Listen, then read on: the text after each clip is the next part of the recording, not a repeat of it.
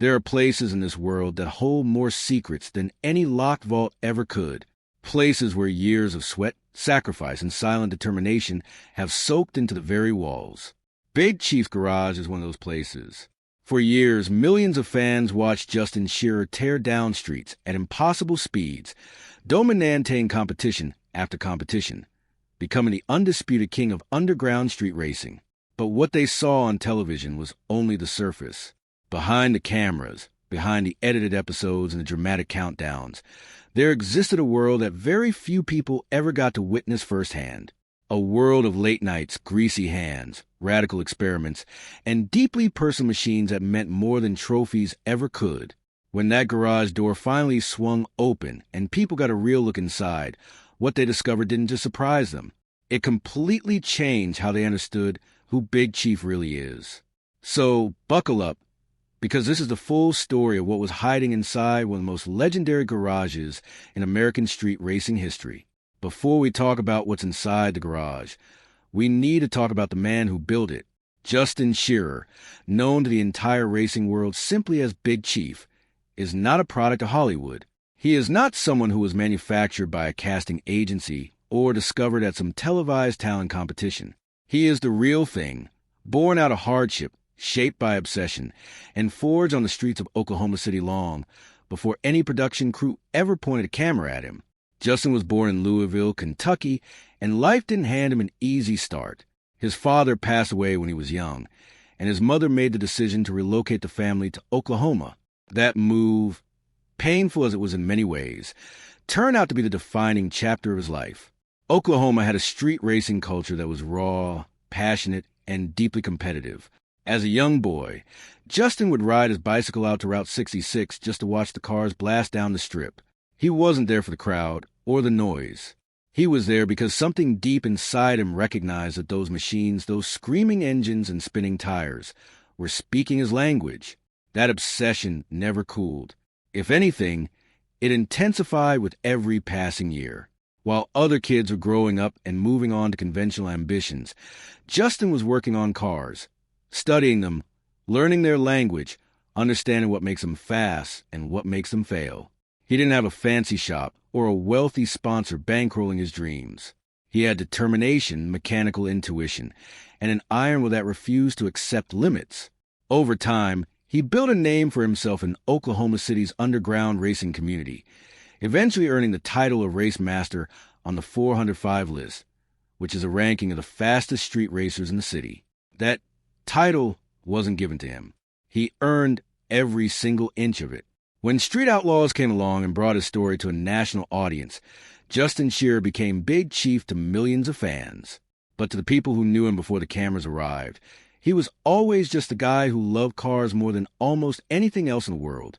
The guy who would rather spend a Saturday night rebuilding a transmission than doing anything else. That character, that genuine and unfiltered love for craft, is exactly what you find when you open the doors to the garage. Walk through the doors of Big Chief's Garage, and the first thing you notice is that it doesn't look like a television set. There are no gleaming showroom floors, no neon lights installed for aesthetics, no spotless toolboxes arranged for maximum visual impact. What you see instead is a workspace that has clearly been used, heavily used. The floors carry the marks of years of real work, oil stains that tell stories, weld splatter that marks moments of creation, rubber burns from test sessions that never made it onto any broadcast. This is not a garage that was designed to impress visitors. It was built to get things done. The layout is deliberate and functional. Different sections of the space are dedicated to different kinds of work. There are mechanical stations where engines and transmissions are broken down and rebuilt. There are tool storage areas where everything has an assigned spot, because when you are in the middle of a critical build and you need a specific wrench, wasted time looking for tools is wasted progress. A hydraulic lift sits in the center of the floor, well positioned to allow access from underneath without the kind of awkward positioning that cheaper setups force on you. Everything about the layout speaks to someone who has spent enough time in garages to know exactly how a serious workspace should flow. What catches many people off guard is a combination of old and new. Classic metalworking equipment that has been used for decades sits alongside modern diagnostic systems and performance monitoring technology. This isn't a museum piece, and it isn't a tech showcase. It is a living, breathing hybrid environment where traditional mechanical knowledge meets contemporary engineering tools. Big Chief has never been someone who discards the old way just because a new way exists. He uses what works, whether that means a vintage set of machining tools or a digital data logger tracking milliseconds of performance difference. Scattered throughout the garage are the personal touches that transform a workspace into something more meaningful. Racing helmets hang on walls. Framed photographs document races and friendships and moments that no highlight reel ever captured. Handwritten notes are tucked in corners, reminders of measurements or ideas or experiments still waiting to be tested. These details aren't decorative. They are the accumulation of a life lived inside this culture. They are proof that this garage is not a set piece. It is a home. If Big Chief's garage is a kingdom, then the Crow is its crown. There is no single item in that space that carries more weight, more history, or more emotional significance than this car. To someone unfamiliar with the street racing world, it might look like a classic muscle car in the middle of a rebuild. To anyone who has followed Big Chief's journey, the Crow is something far more than that. It is the physical embodiment of everything he stands for. The car began its life as a 1972 Pontiac Lemons. Big Chief didn't select it because it was rare or because it came with some impressive provenance. He chose it because of what he could turn it into. From the very beginning, the Crow was a personal project in the deepest sense. He worked on it with his own hands, made decisions about every component, and poured his racing philosophy into every inch of the build. Over the years, the car went through multiple transformations. Engines changed, setups evolved, the technology improved. But the soul of the machine remained consistent because the man building it remained consistent. In its most competitive form, the Crow featured a twin-turbo configuration, serious horsepower figures, and a race-grade suspension system designed not just for straight-line performance, but for the kind of durability that street racing demands. Street racing is not a controlled environment. You are dealing with real pavement, inconsistent surfaces, weather variables, and the kind of pressure that exposes every weakness in a build. The Crow was designed to survive and win in exactly that environment. One of the most debated choices Big Chief made was insisting on keeping the steel body rather than switching to fiberglass for weight reduction. Many racers make that trade willingly because the performance gains are real. But for Chief, the steel body was about more than speed numbers. It was about racing with something authentic. The car should feel real. It should carry some weight, some consequence.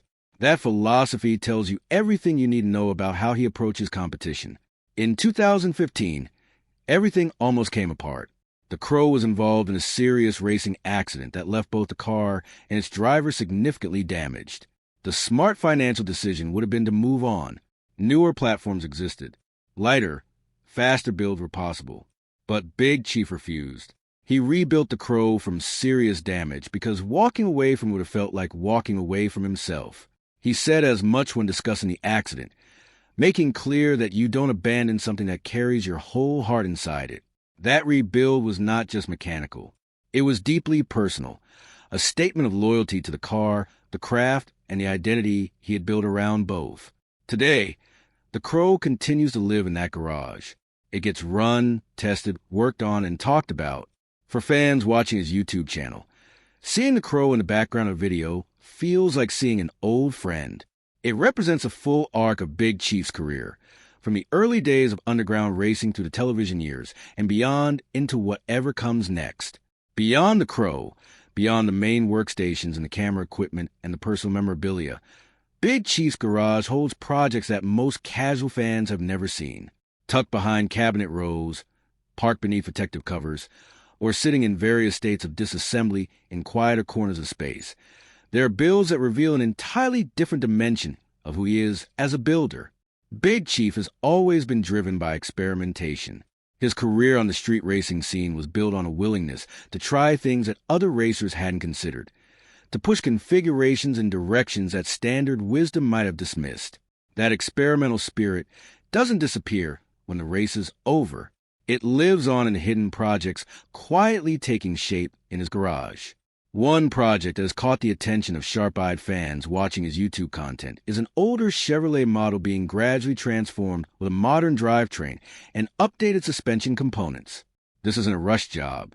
It isn't being built to a deadline or pushed completion for a specific event. It's a long-term project where the goal is exploration rather than immediate competition.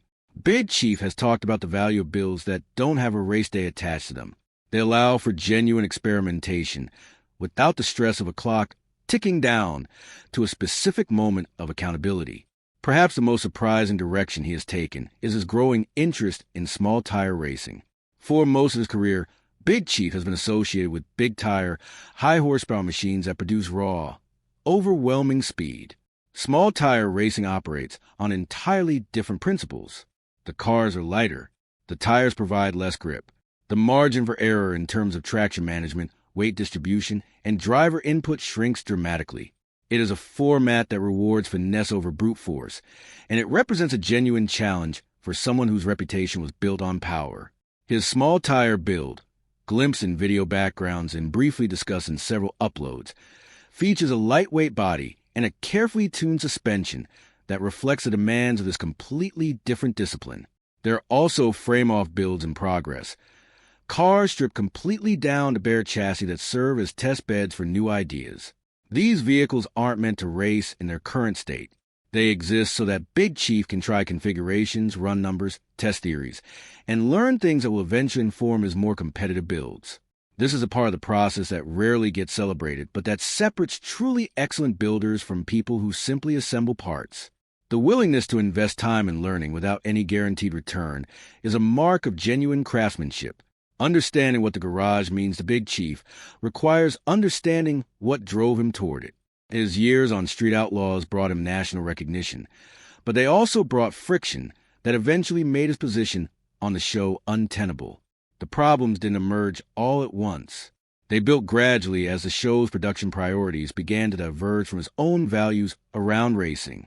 At the center of the conflict was a question of integrity versus entertainment. As Street Outlaws grew in popularity, the production team sought ways to keep the content fresh and appealing to a broader audience. That meant new racers, altered formats, and additional elements of manufactured drama. For Big Chief, who had built his reputation on the principle that the racing should be real and the ranking should mean something, these changes felt like a corruption of what made the show worth watching in the first place. The introduction of rules that he was expected to enforce despite disagreeing with them put him in an impossible position. As race master, his authority derived from the respect the racing community had for his judgment. Being required to implement decisions handed down by producers without his input undermined that authority completely. He was being asked to stand in front of the racing community and represent rules he didn't believe in, which was a kind of dishonesty he wasn't willing to perform.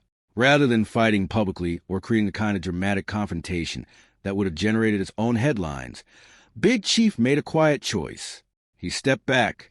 He removed himself from the spotlight without making a spectacle, without issuing public statements, without calling out individuals by name. That decision revealed his character more clearly than almost anything that happened during his years on the show. When the television chapter closed, the garage opened wider.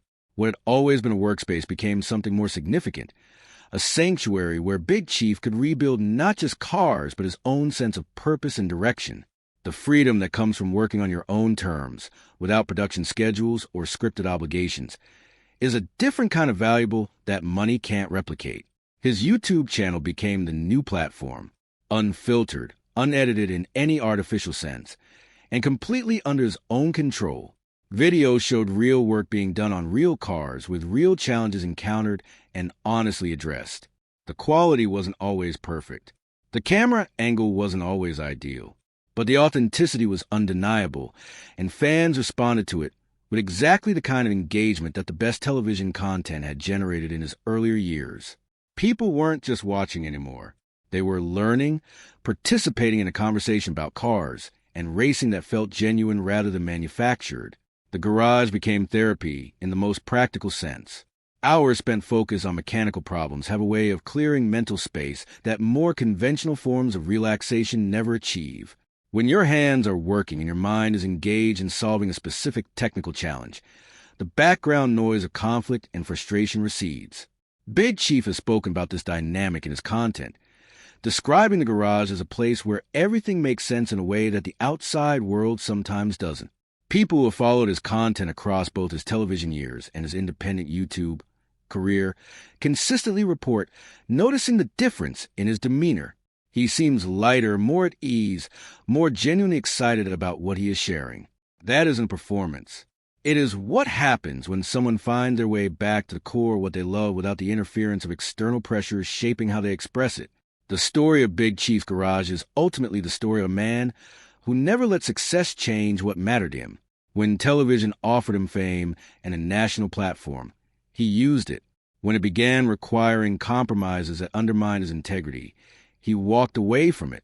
When he needed a place to rebuild, he already had one waiting for him. That garage has been there through every chapter, constant and honest in ways that the rest of the world sometimes isn't. What comes next is genuinely exciting for anyone paying attention. The small tire build suggests a competitive future in a format that will test him in completely new ways. The hints of international events, including possible appearances in places like Stockholm, point toward a global expansion of his racing story. The partnership with Jackie continues to evolve, adding new dimensions to both their content and their work together in the garage. And somewhere in the corner of that Oklahoma workspace, there are projects still in progress that nobody outside his inner circle has seen yet. Big Chief's Garage isn't just a place where cars get built. It is where a real story continues to unfold, one late night, and one carefully chosen component at a time. And when those doors swing open again, you can be certain that what's inside will be worth the wait. There are marriages that end quietly, with paperwork and silence, and a mutual agreement to let the past stay buried. And then there are situations where everything comes out, where the truth that was carefully managed for years suddenly has nowhere left to hide. When Melissa Gilbert, the beloved actress who grew up on American television screens as Laura Ingalls on Little House on the Prairie, found herself facing the reality of what her marriage had become, the world was not prepared for what followed. This is not a simple story of a celebrity divorce. This is a story about survival, about the courage it takes to speak honestly after years of carefully maintained silence, and about what happens when a woman who has spent most of her life performing for the public finally decides to speak purely for herself. To understand the full weight of Melissa Gilbert's story, you have to start at the beginning. Born in Los Angeles in 1964, Melissa was adopted by the Gilbert family and entered the entertainment world at an extraordinarily young age. By the time she was 9 years old, she had been cast as Laura Ingalls Wilder in Little House on the Prairie, the NBC drama that would air for 9 seasons and make her one of the most recognizable young faces in American television history.